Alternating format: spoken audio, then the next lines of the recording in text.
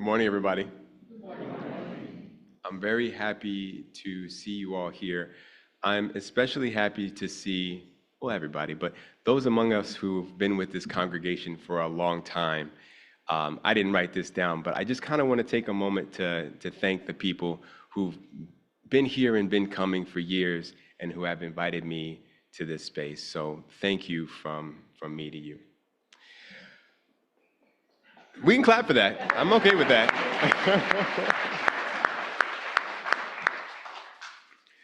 So there is a long-standing tradition here at UUCA that the intern's first sermon is to be autobiographical. Obviously, I didn't do that last time. I did not get the memo. But today is the day where I respect that tradition, albeit with some reticence. Many of you know that I joined the Navy this year as a chaplain candidate, but in truth, of all of my identities, being a naval officer is the one that means the least to me. The Navy is a part of me, yes, but it is a small page in a book of service to this nation, a book I don't typically read aloud. But the congregation deserves to know their intern minister, and today you will learn a bit about me. Just remember that y'all asked for this. Ooh, let me tell you, this is a doozy to do twice in a day, so. So today I want to tell you about a note, a chord, a song that is mine. I first began to hear it when I was young. See, I was a weak kid. I had asthma, was overweight, orthopedic problems. I got picked on a lot, made few friends, read too many books, envied the popular athletic kids. You know how that goes. I saw myself as weak and misshapen, so I grew to hate weakness. I despised it in myself and in others. After years of repressive diets, grueling exercise, and college sports, I got a job as an EMT. I still remember the pride that I felt the first time I lifted a sick woman into my arms as she bled and defecated on me as I carried her towards the gurney for one of the last rides of her life. Finally, I could do what I could not do as a teen, and my mother struggled mightily to care for her own mother, who was dying from cancer, and I lacked the upper body strength to do more than watch. I heard the note then, the music, softly, not where I was, but somewhere in the distance, so I set out to find it. We were a country at war then. I remember the chaos of the post 9/11 years. I'm sure some of you do. Some of you likely have your own special relationship to that day and those events, given our proximity to the Pentagon. I remember the insanity of that day, then the insanity of us invading one country after another. I remember protesting the lead up to the war in Iraq on the median, the grass strip in front of my high school, and some fool in a pickup truck gunned his engine, flying towards me, swerving at the last minute to avoid my body. And I thought, what kind of man would run over a child with a sign?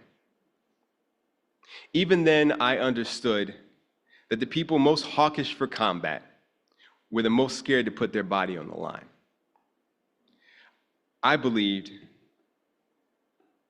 that I didn't want their weakness.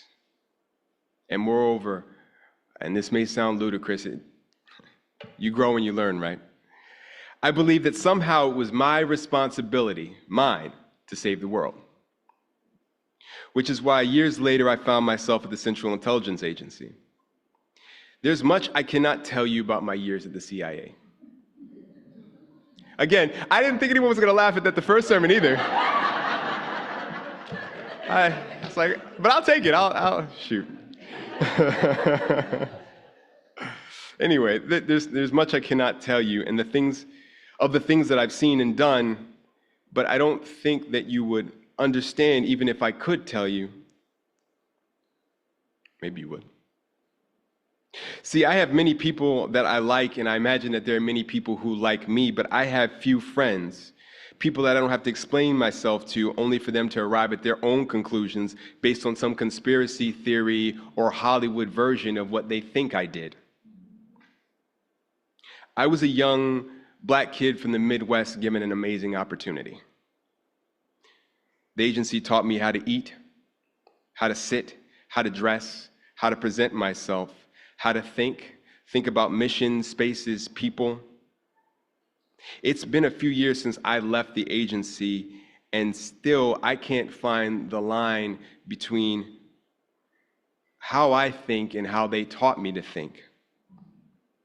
I'm beginning to suspect that there are no solid lines between ourselves, our training, and our experience.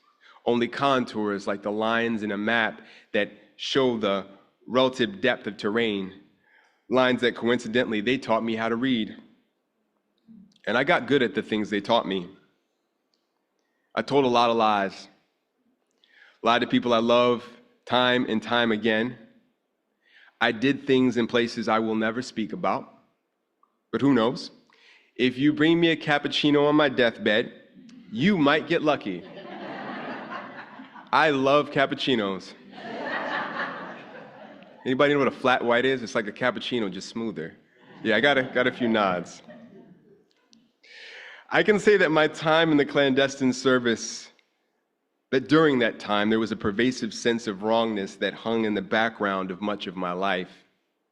I went in search of my song, but what I found were discordant notes that could be drowned out by mission, money, forward momentum. But the true notes were always there, ringing out quietly in the background, unharmonized. When I got to the point when I knew I had to make a change, I wish I could say it was because I had received some spiritual revelation that I could now follow the song in my soul, but honestly, I felt forced. Fresh out of the hospital, prepping for my next trip down range, it became clear that I could no longer juggle competing professional and personal priorities. Something had to give. The thing about discordant notes is that they call for resolution, but if you hear enough of them for long enough, they start to sound normal. When I told my superiors that I couldn't go back out, that I was abandoning the mission, only to be assigned to a windowless basement with no duties, no direction, I felt I had cut myself open. And this is the second time today that I'm talking about this, and it still doesn't feel great. This is also not the part of my story where I found the church and changed my life. No, my first salvation, and I use that word, and I know it holds many meanings for us, and as you use, sometimes it's not a word that we use often, but I'm going to use it today. That my first salvation came at a fold-out table in the hallway between the old and new headquarters building, just past the coffee shop. Behind it were two people I would come to know well, one sort of a nemesis and the other one a trusted colleague. They were agents of the CIA's Director's Protective Staff, and I would become one too. There on that table, set out before them, was a ballistic vest, the biggest med kit I had ever seen, a blowout kit, a pair of Cat D tourniquets, alongside the Glock 19 9mm pistol, the Sig Sauer MCX Rattler, and the Daniel Defense Mark 18 M4 fully automatic rifle. By the year's end, I would know them all intimately, effectively laying down fire while moving, running my primary dry, switching to my secondary, back to back, shoulder to shoulder with my brother or my sister, a human protectee squeezed between us. We were a group of specially trained women and men assigned to protect the director of the CIA, the director of National Intelligence, and whoever else they told us to. Shoot, communicate, medicate, and repeat as necessary, no gun, no problem. We would happily strike you in your face until you cease to become a threat. I was no longer hidden, but very public, like the people we protected, standing taciturn, just behind or in front of my protectee, ready to step between them and all the violence in the world.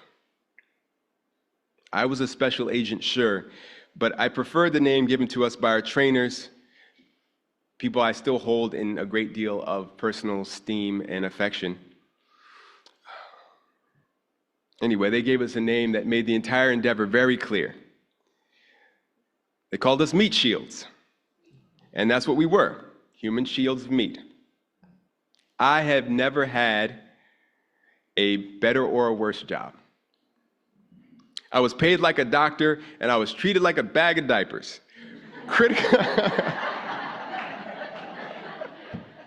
Man, it's fun being up here and being able to say that, I tell you. We were critically useful and ultimately disposable. And I will be darned if I didn't hear the music then. Closer, less drowned out by notes of moral dubiousness. I loved protecting people, and I loved being part of a team. Most of us weren't killers in our heart. All those guns, all that destructive power, they were not what made us formidable. What made us strong was our responsibility to one another. The certainty that we would be exactly where we needed to be, when we needed to be there, because to not be there meant failure, and failure meant embarrassment, injury, and/or death. Our competence and our interconnectedness were our strength. People who buy the civilian versions of the weapons we carried, designed to destroy vehicles and humans with ruthless efficiency, because somehow those guns make them feel cool and strong and tactical, are to me doing nothing more than admitting their extreme weakness. I was never given a single piece of gear, nor did I buy it. I earned it. So I heard the music, but it wasn't dialed in. The sound was distorted like an AM radio that you hear when you're passing through the mountains, coming in and out. Though I had made peace with the reality that I might have to trade my life for the life of a government VIP, I knew I was no more disposable than they were. And though I had made peace with the reality that I might be called upon to take a life, the life that I would take was also not disposable. We do not live in a single-use world. We are all of inherent worth and dignity. The love that I'd seen shared and expressed in lands and languages far from my own proved this to me. So, is this the moment where I left it all behind to dedicate my life to my spiritual calling? No. I knew that I wanted to be more than a human weapon platform and a chauffeur, but I still wasn't sure what more was. I wanted to help people find healing and protection, and I had a specific set of skills, which I made this joke earlier, I'm gonna make it again. Have y'all seen Taken? Yeah. I haven't, but people quote this line to me a lot. They're like, oh, do you have a specific set of skills? Anyway, but I did.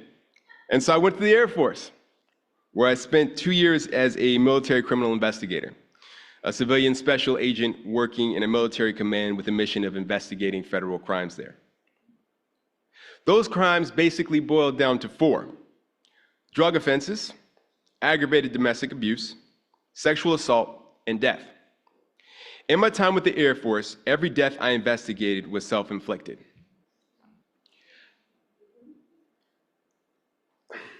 I believe in the movement of the Spirit, and I didn't write this. This was not in my plan, but I woke up this morning and I had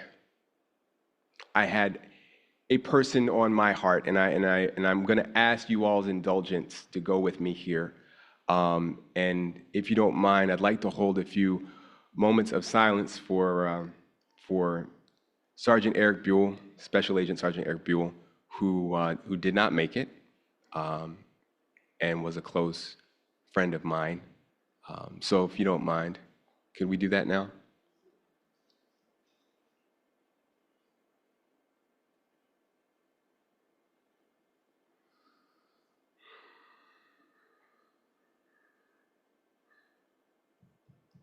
Thank you. Also not planned, but I do want to take this moment to remind you all to check in on your people. Check in on your people, okay? While I was there, the violence kind of rolled in and out like a harsh tide. And the discordant notes, they just piled one on top of the other, sounding ever more harsh because I had known something closer to harmony just before. And I'm sorry, some of this stuff is difficult to talk about, so I apologize for not giving you guys the smoothest delivery, but we're all here together, right? You know, in truth, the things that I heard and saw on the job didn't really bother me, and maybe that's a red flag. But what did bother me was that if you saw me and my badge and my gun, it meant that you had either just had one of the worst days in your life or you were about to. I once did an early morning arrest in Baltimore. Crack of dawn, we snatched this man out of his bed and handcuffed him crying and terrified in his underwear. It was all done in regulations. But I looked at this man, black as me and diminished to the status of thing. And in my heart, I was screaming, Ryan, what are you doing? It doesn't matter what he did. And hear me on this, Annapolis. If you don't hear anything else. Past wrongs do not inherently justify future violence. The vector of violence on that day was me and the people I brought with me. But the driver of karmic harm was me. I knew that then, and the next day I went back to work, kept on doing the mission. See, my need for salvation was high and climbing. I heard no notes, no song, just static. I became reliant on meds to get through the day, and I want to pause again here, y'all. If you ever need that kind of help, there is nothing wrong with asking for that. Psychiatry is medicine. Psychology is medicine.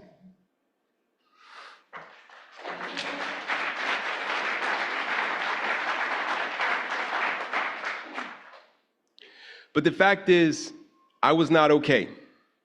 And things continued like that. Until, I did that last time. Thanks, Randy. The unit chaplain came to see us. Now, I know now that I'm on the inside, I realize that was what's called a wellness check. You send the chaplain when things aren't going well, and you want to make sure that everybody's okay. At the time, I was just like, who's this nice man? He wants to talk to us about stress management for an hour? This is nice. Let me get my coffee. Yeah, Air Force ain't serving out no cappuccinos now. Yeah, they're nice, but they're not that nice. So I listened to that man talk. And a voice, and I don't know if it was the voice of God, if it was me, if it was my ego, if it was just some smashed together voice of both, but a voice came through in my head and cut through and said, that's it. What he does, go do that. And suddenly I could hear the notes again, and I was afraid to let the song go. So I set my mind to run towards the music.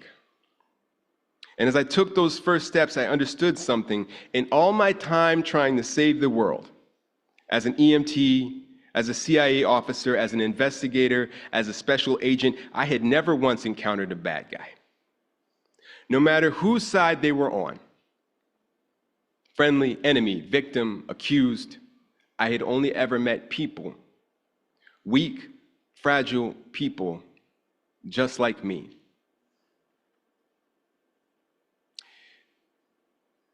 There's a circle that you can draw around me.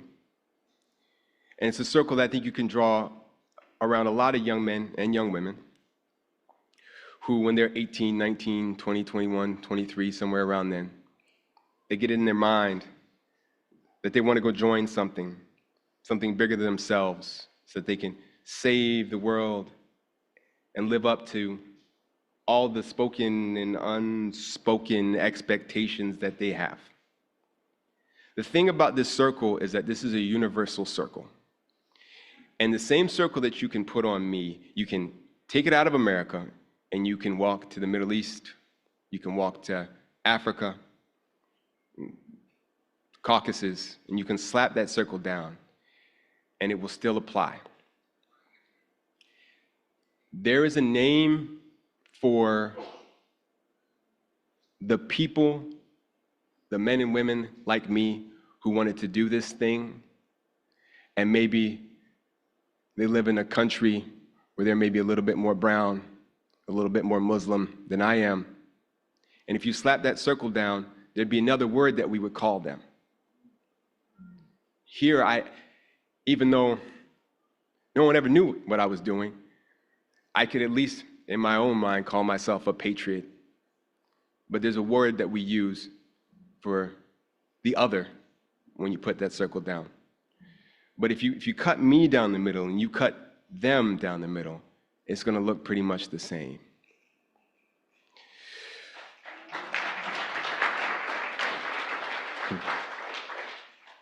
So I left my job. It was quick, too. I went home, I told Barbara, I said, I think I'm going to leave my job on Monday. I traded in my badge, my weapon, my paycheck for a mop. Started making coffee, waiting tables. I found a church, I got accepted to seminary, and eventually I found my way here.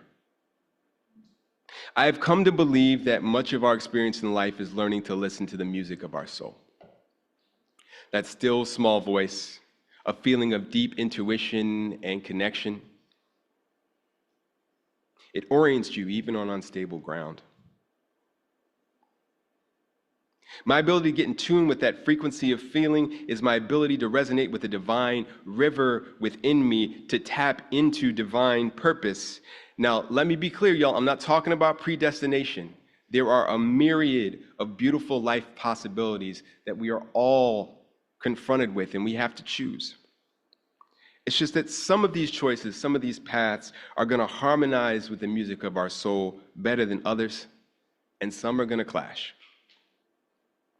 The danger is that in our rush to fit in, to make money, to conform to prepackaged ideals, we spend too much energy trying to block out the music inside. Time moves quickly. It moves really quickly. And as I'm starting to get older, I'm starting to understand this in a way that I didn't before. It accelerates.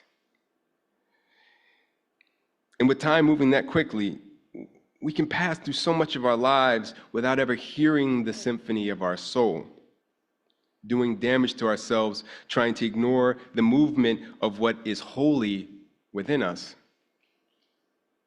When I live into the values that we all share, when I move my body for the purpose of liberation, when I study the mysteries of faith, when I stand in front of you here to give you a piece of myself, when I'm given the honor of listening to your sorrows, your joys, your annoyances, your most random thoughts when you catch me in the hallway, when I'm in service to healing and true justice, where inherent worth and dignity of every person is affirmed, I am in harmony with my own song. I am dancing with God, and they dance beautifully. So today, I challenge you to listen, not to the voices within and without that spur us towards negativity, but instead listen to those soulful notes within you that ring true when you're living in harmony with yourself and the web of interconnectedness that sustains us all. So go and listen. Ashe, amen.